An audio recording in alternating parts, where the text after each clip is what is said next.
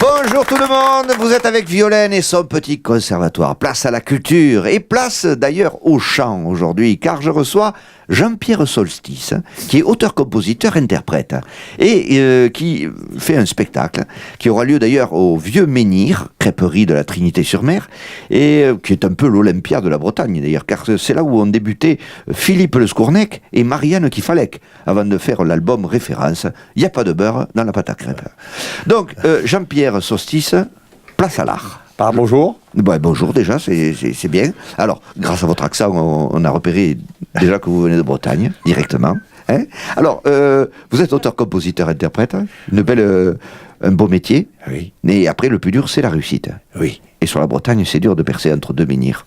Oui. Allez, on vous écoute dans une chanson dont vous êtes l'auteur, le compositeur, et qui s'intitule... Et c'est moi aussi qui conduis la bagnole.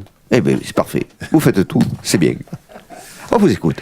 J'ai été... C'est oui.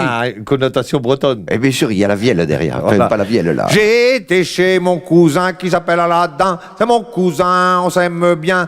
Il habite à Plougarnec et non loin de Saint-Cric. Qui lui-même est non loin de Saint-Breu. On s'est bu un bon cougnol. J'ai fait la bise et j'ai repris la bagnole. C'est passionnant. On dirait du non loin le roi, un peu. Hein. Pourquoi vous chantez a cappella? Parce que j'ai trouvé personne pour m'accompagner. C'est dégueulasse. Quand on pense que vous avez accompagné quand même Johnny Hallyday. Ah oui, à la gare. Eh oui, c'est magnifique. Eh bien, reprenons ce chant breton, et je rappelle que c'est eux, les Bretons, qui ont inventé le calvaire. Allez, on y va. En repartant chez mon cousin qui s'appelle Aladdin et que j'aime bien, j'ai bu un coup, j'ai bu beaucoup d'eau de vie de pomme, j'avais la langue comme une gomme. Quand tout à coup je vois le panneau Pligistelle qui est à 5 kilomètres, c'est pas possible d'entrer de Plougarnec et je pense et de passer par Pligistelle. Vous savez le sens de l'histoire, du rebondissement. Hein.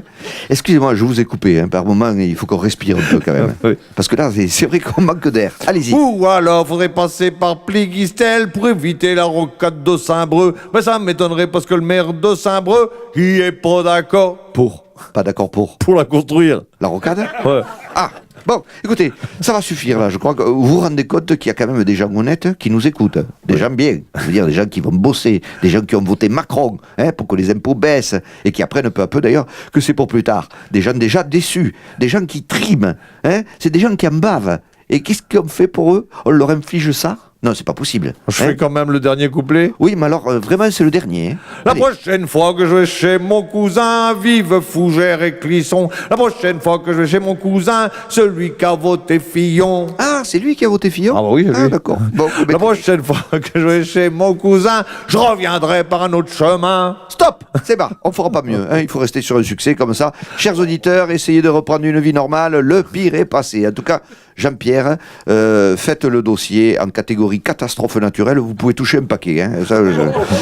Voilà, c'était Violaine dans son petit J'ai conservatoire. quand même l'impression que j'ai fait un carton. Ah, mais moi aussi, j'ai l'impression que vous avez fait un carton. D'ailleurs, vous allez le prendre, le carton, et mettre vos affaires dedans et vous barrer. Vite, très vite, d'accord? La Allez. prochaine fois. Oui, non, c'est bon, j'appelle les vigiles. Au revoir tout le monde.